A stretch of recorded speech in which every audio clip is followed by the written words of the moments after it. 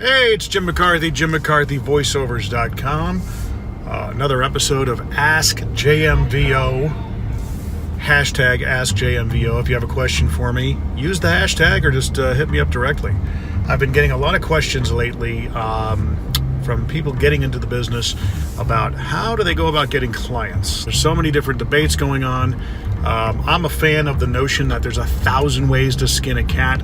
The way it's always worked for me is that I've had a pretty substantial client base from my days in radio that still serves me to this day. Now, when I got into selling as a profession, I had to do a lot of prospecting. Hard cold calling. Now, a cold call is somebody who's not anticipating your call when you call them, but there are ways to warm up to it. The one big thing that I will start harping on is not having to depend on the production element that goes into voiceover. The more you can do and the more you learn about producing your own stuff, which is something I've always done. I mean, it wasn't up until recently that I've actually had somebody other than myself produce a demo, a voiceover demo for me that you can hear at JimMcCarthyVoiceovers.com. Otherwise, everything that I have up there is stuff that I've produced that's actually been used. There's merit to that. Whatever program you're using, that's going to help you in reaching out to people. Now, the best way to cold call, do something called spec spots. Very effective. Nothing's going to get somebody's attention more than hearing their business worked up in a piece of audio or media that serves a purpose, okay? Let's say you listen to the radio and you hear a certain car dealership advertised and it's constantly the same voice. Maybe it's an in-house radio guy that's doing all the spots much like I was. And you think you can do it better. Well, then go ahead and prove it, all right? That takes production chops. You got to be able to produce your own voice, edit it, EQ it, apply compression, put some music to it, all that stuff, and some sort of multi-track DAW.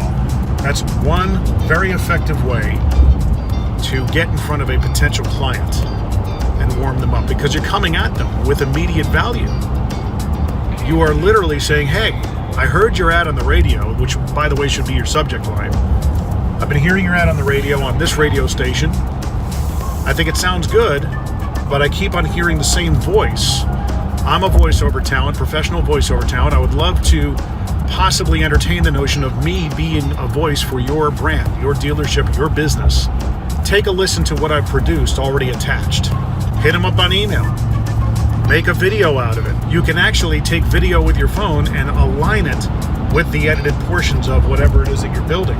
Much like I've done for Grant Cardone, for Brad Lee, for Matt Monero when I got on their radars, Ed Milet, all these influencers on Instagram. And it gets their attention because it's something different. You're potentially solving a problem that they may have or identifying one.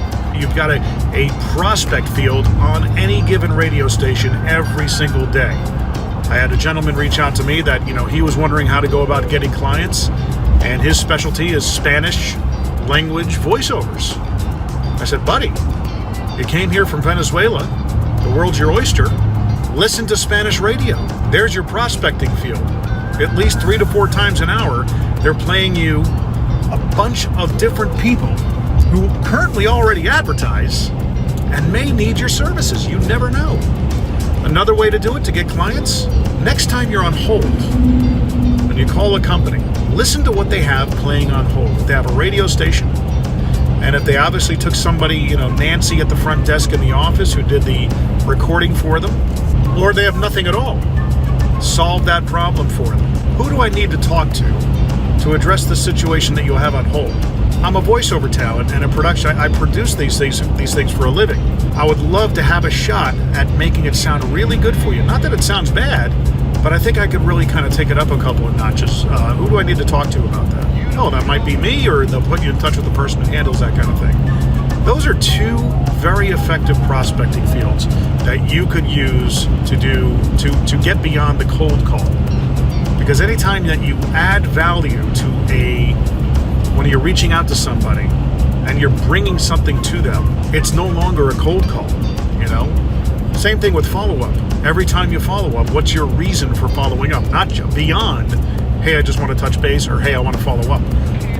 What's a good reason to stay in touch? And in the sales process, it's always good to not eviscerate yourself, meaning you don't want to overshare. I always preach, you got 2 ears and 1 mouth.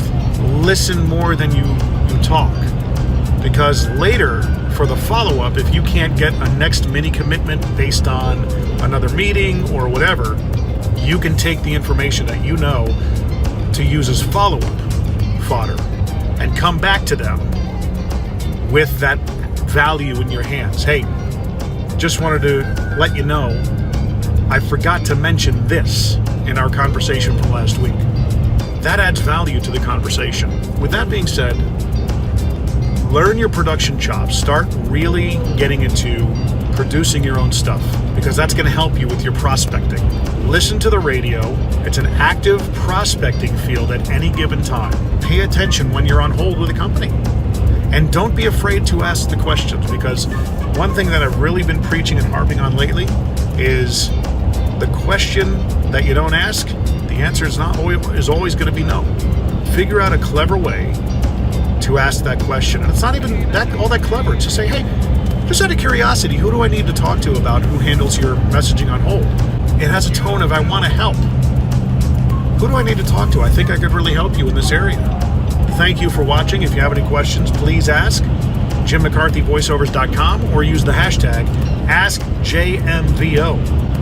And I believe this is episode 4, so I got to keep doing these. The next one, we'll probably talk about the age-old question, how do I get started? And we'll talk about that.